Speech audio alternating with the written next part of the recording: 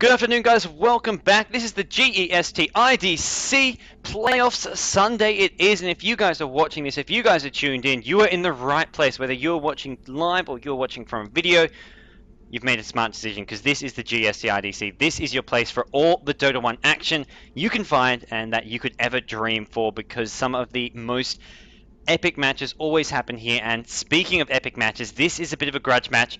And not to mention, I mean, we were mentioning about what you could dream for. This is, in fact, Dreamz letting in. We have got Jules, the new captain, the former Mineski player, up against his old team. So a bit of a rivalry here for sure. We've got Mineski up against Dreamz, Jules up against his old team, Filipino versus Filipino. Sure to be a very, very tightly contested match. Mineski winning their group did not have to play in the round of 16. They got straight into the quarterfinals. Dreamz, on the other hand, I believe finished second in their group. Possibly even, no, they finished third in their group, I want to say. And they had to win a tiebreak match against Ideal Gigabyte. So they really struggled in the group stage, only winning 2 games and losing 2. But they made it through just, and here they are, taking down the Cambodian team SVRES, who actually had a great run going 3-1 in the group, getting second in their group. But they lost to Dreamz, and unfortunately that means they are knocked out because this is a single elimination bracket. And guys, we are going to have the picks and bans unraveling now. What are Dreamz going to be going with here? What are we going to be seeing? Jules has first picked up the Shadow Demon, going straight for some of those support options here. He's banned out the Invoker, as well as the Templar Assassin and Earthshaker. Banning out the Woots Earthshaker, always a good idea. Yep, you can't really go wrong there. Not letting Woots get his hands on that, although we'll see him maybe going for that Chen. He used it a couple times yesterday. They also used a Tiny plus Centaur combo, which was something completely out of left field. They use the Tiny as a support, Centaur in a farming role in the tri lane, and right off the bat they're picking up their solos, Windrunner, Queen of Pain.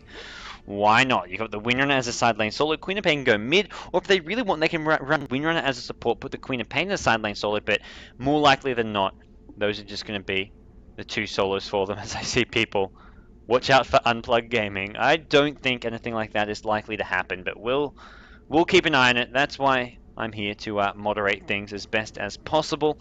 But guys, Mineski versus Dreamz, what are we in for this time around? This is going to be a Morphling for Dreamz. They're going to get the hard carry right off the bat. I mean, not really wasting any time. Happy just to grab that one and really reveal what they want to do with their picks. At the same time, Mineski have done something quite similar as well. They haven't really shown much about their tri lane, but they've shown what their 2 solos are going to be, and Dreamz can maybe decide that, okay, we can go for this hard carry, Shadow Demon with a Morphling, and maybe get something to combo with the Shadow Demon, whether it's a stun like a Lina or a Leshrac, maybe even a Kunkka. We've seen support Kunkka be used very effectively by some of these teams, so that's something they could always go for here. As what are we going to see here? Centaur Tiny is still possible, guys. That I can assure you. Just because you've got the winner Queen of Pain, they could still go for that. DK going to be the hero of choice for Dreamz, so picking up their solos nice and early on. We'll see DK in that solo mid role, doing some ball crowing up against probably the Queen of Pain there. We'll see depending on how Mineski do want to in fact lane this. And I imagine Mineski may just go for a Crystal Maiden here. Really, they like having that Crystal Maiden as support. They'd still open to going for a Tiny plus Centaur combo, and Crystal Maiden just sort of such a great all-around support. They're going to go for the Chen though, fearing that may be banned and really wanting Chen in the hands of Woots. They grab it up right now, and we'll maybe see the Crystal Main being banned as a result, as I don't think Dreamz want to get CM. They've already got the Shadow Demon as a hard support. Their other support is more likely going to be something that is can add a bit more firepower, add some more utility, whether it's an AoE stun like the Lina Leshrac or even the Kunkka, could really help out their team, boost up some of their damage, as we are going to see a Vengeful Spirit. Sand King being banned as well, so there's a hero that does combo pretty well with the Shadow Demon. Now you can stun right after the disruption, and then you've got the illusions hitting on down, and just a very aggressive hero to round off that tri lane with.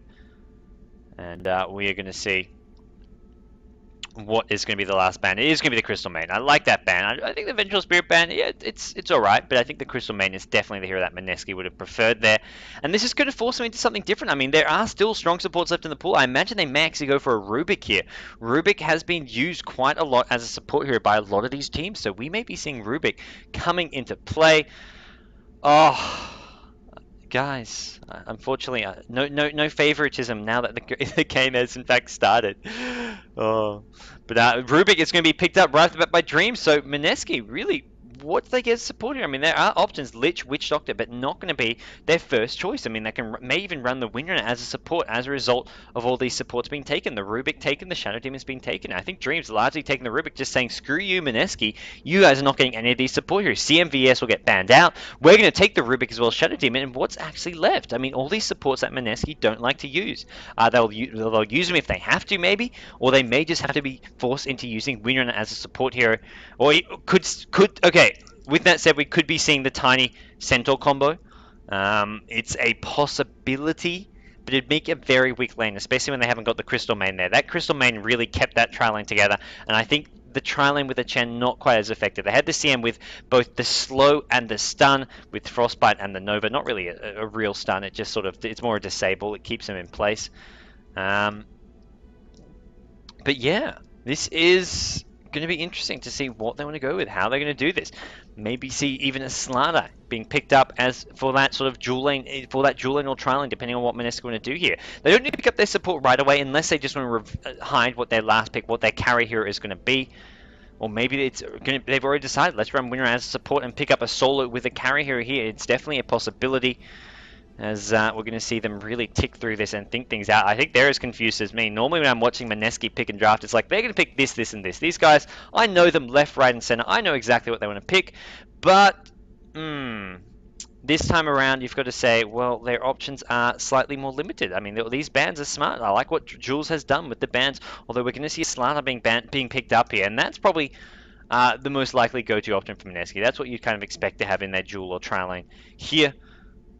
As apparently my 720p plus is the best you've ever seen. Thanks, Kaza.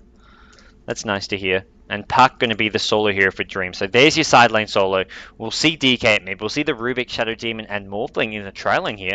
So Mineski know what they're up against. The question is, how do they deal with it? They probably just want Slada in a dual lane up against the Puck at bottom, although they may even find a tri lane at bottom. We could see tri lane versus tri lane at bottom lane. I don't think they want to send their tri lane top Mineski. It's not really going to go in their favor, and they're going to pick up a Lion. There's your support here. And this is a support with a couple of disables going his way, and I like this a lot better than a Witch Doctor, or even than a Lich. It's a lot more versatile, as we will pop into the full screen mode before you guys in the chat start freaking out. But guess what? It's too late. You've already freaked out. Nando is playing with Mineski at the moment. That is right. And we are going to see the two teams facing off now, guys. So over on the central side, representing Mineski Power Color, we have got CMW, or Woots, playing the Chen. We've got Queen of Pain being played by Oa. We've got Jay Bimbo playing his Windrunner at top lane, and at bottom we've got ASD Nando on the Slada, laning with RR the Lion, the support player. He's just got 2 branches, a bit of gold there. May want to buy some Tangos or Salve.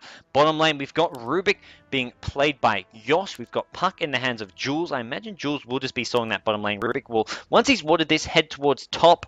And speaking of top, we've got Morphling being played by LA, the carry play for Dreamz. We've got CYJ playing the Shadow Demon, and finally, where's your solo mid? There he is, DK in the hands of Oe. As we will see DK Morphling rounding off the shield. They've got the 2 carries to fall back on. They've got Puck going to give him a strong mid game, some nice ganks, as well as team fight, although he will struggle to get any levels and farm at this bottom lane. Whereas Mineski, they're more about the push now. They've got this Chen. They've got the nukes, they've got the just spam ability. They can spam down lane, spam down heroes, and make it so that Dreamz, if they get, I mean, sure, maybe they don't die. Maybe they just sort of position themselves so they take it, well, I mean, they can't really dodge all the power shots, but they're not going to get engaged on. But if they get hit by power shots, get hit by screams from Queen of Pain, or just any nukes coming down, they get into a position where they're sort of maybe sitting on half HP and they can't defend towers, and that's where Chen kicks in and just wipes out these towers with such ease here, as we will see Puck actually at mid lane for now. He's not going to be at bottom here, and Winner with a DD rune is camping around there. It looks like Puck really wants to go top. Orb going to go in, and are we going to see an engagement? There's not going to be any follow-up. Rubik was not close enough by. Puck decides not to commit to that one, and Slada, empty lane at bottom. Oh man.